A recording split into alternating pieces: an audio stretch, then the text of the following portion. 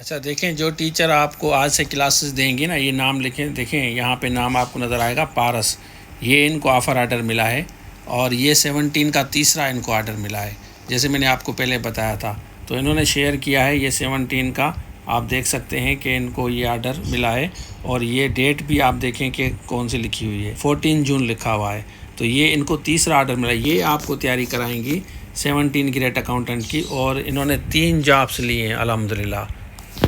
अच्छा, जिन जिन कैंडिडेट का प्रोफाइल का इशू हो रहा है कि सर रिजेक्ट हो जाए तो हम क्या करेंगे, ये स्पेशली उन कैंडिडेट्स के लिए वीडियो बना रहा हूँ कि अगर आपका रिजेक्ट हो जाता है, खुदा न खास्ता कल अगर आपने कहीं कोई गलती कर दिया, आपने भर दिया फॉर्म, जैसे अकाउंटेंट के लिए आप अप्लाई कर रहे हैं या किसी और जॉब के लिए, तो ये वीडियो आपके लिए है। और ये अकाउंटेंट का कोर्स पूरा हम आपको दे रहे हैं, सीरियस कैंडिडेट्स को हम दे रहे हैं, जो सीरियस कैंडिडेट हैं। अब मैं आपके साथ डिटेल शेयर करता हूँ, तो चलिए शुरू करते हैं। अच्छा देखें, आपने यहाँ एजुकेशन में कोई गलती की जब आप अप्लाई कर रहे हैं। सपोज आपने यहाँ पे बैचलर चूज़ किया है, यहाँ पे बैचलर चूज़ किया है, और उसके बाद यहाँ पे अगर आपने कोई ऐसी चीज़ चूज़ की है जिसकी वजह से आपका एड तो हो जाता है, लेकिन आगे जाके आपको डाउट है रिजेक्ट ना हो जाए। सपोज यहाँ पे अगर आप बीएड ऐड करना चाहते हैं, बीएड का ऑप्शन नहीं है, लेकिन नीचे आपको मैं बताता हूँ कि बीएड की जगह बताता हूँ, यहाँ आप चूज़ करेंगे स्पेशलाइजेशन इन एजुकेशन, क्योंकि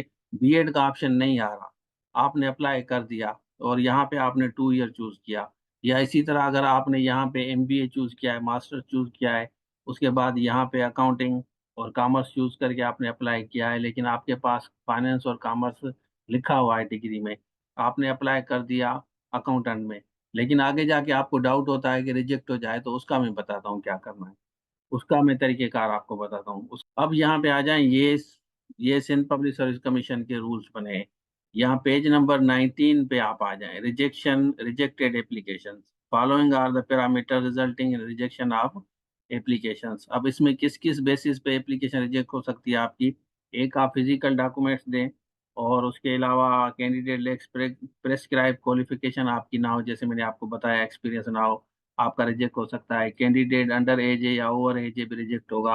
आपकी डेट ऑफ बर्थ का प्रूफ सही नहीं है तो फिर भी हो सकता है। डॉक्यूमेंट जो आपने सबमिट किए हैं वो टेम्पर्ड हैं, या फ़ी आपने पे नहीं की, या रिक्विजिशन कंडीशन प्रेस्क्राइब एक्सपीरियंस वगैरह आपका मैच नहीं कर रहा, या डोमिसाइल आपने सबमिट नहीं किया।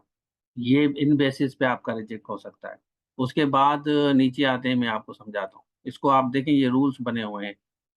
अब यहाँ पे देखें, appeal by the candidate against rejection.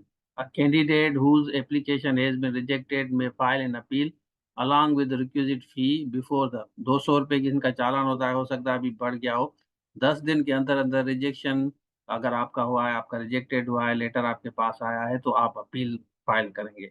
अब पहले ये अपील फाइल करेंगे, उसके बाद इसका डिसीजन आएगा। अब हम आगे चलते हैं, मैं आपको एक और चीज़ दिखाता हूँ। ये मैं रूल आपको जो बता रहा हूँ ना, ये आपको रूल्स कोई भी नहीं बताएगा।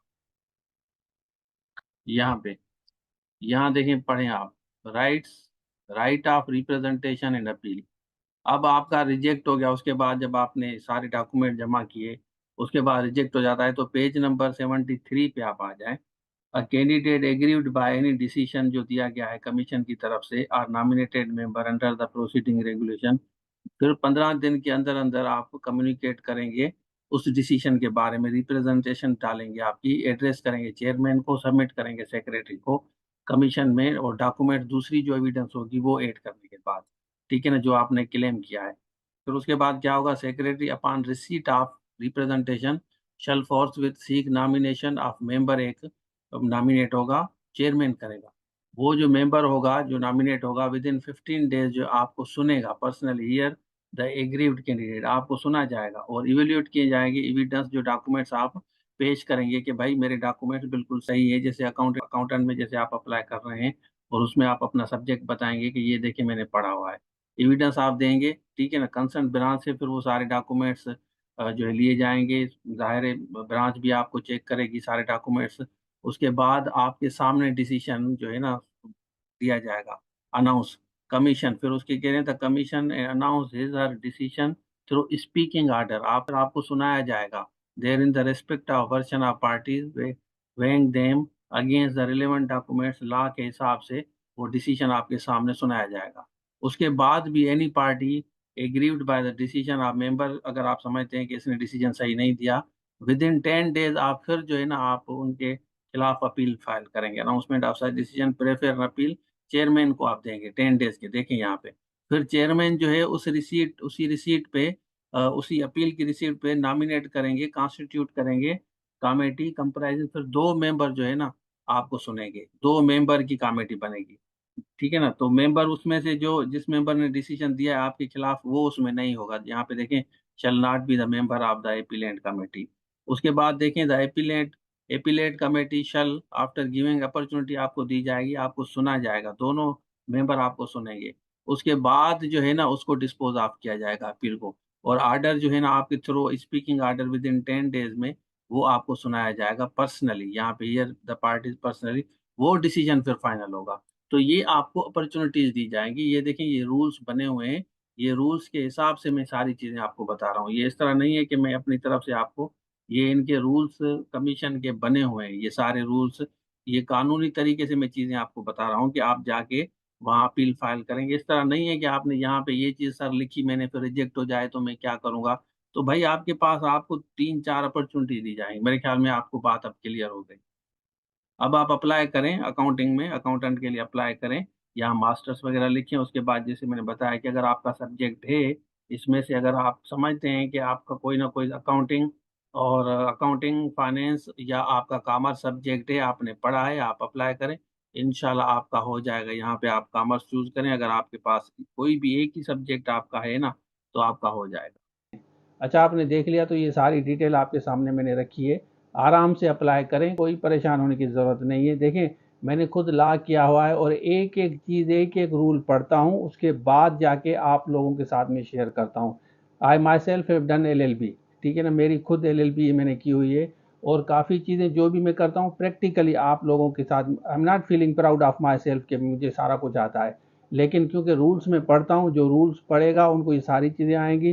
कानून का अगर आपको पता होगा कि रूल्स कौन कौन से हैं तो आप उसी हिसाब से बात करेंगे ना। इस तरह रैंडम जो यूट्यूबर हैं, काफ़ी आपको पता है, एक तो वो रूल्स पढ़ते नहीं, उनको पता नहीं है कहाँ से रूल्स मिलेंगे।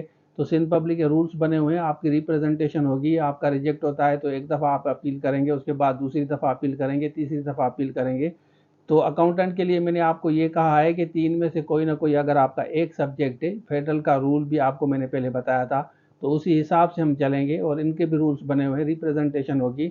इनके पोर्टल पे काफ़ी इश्यूज़ हैं, बीएड और एमएड तो है ही नहीं, आप देखेंगे बीएड लिखा ही नहीं है। तो बीएड नहीं लिखा, 1.5 ईयर डिग्री है, आपने लिखा नहीं है, तो ज़ाहिर है नेचुरली आप बीएड की जगह स्पेशलाइजेशन इन एजुकेशन लिखेंगे, जैसे मैंने आपको बताया है। तो इस तरह जाके आप अप्लाई करें, इंशाल्लाह आपका अप्लाई भी हो जाएगा। अप्लाई होना बहुत ज़रूरी है। बाकी आगे जाके रिटन पास करते हैं, at the time of interview आपको जस्टिफाई करना होता है कि भाई मेरी एजुकेशन ये मीट कर रही है, आप देख लें। और उसके बाद एक तो एक मेंबर आपको सुनेगा, दूसरे 2 मेंबर सुनेंगे, चेयरमैन आपको पर्सनली सारी चीज़ें आपकी होगी। इंशाल्लाह आपका रिजेक्शन नहीं होगा, आपका इंशाल्लाह मसला हल हो जाएगा। तो ये था आज के लिए, थैंक यू सो मच, अल्लाह हाफिज़।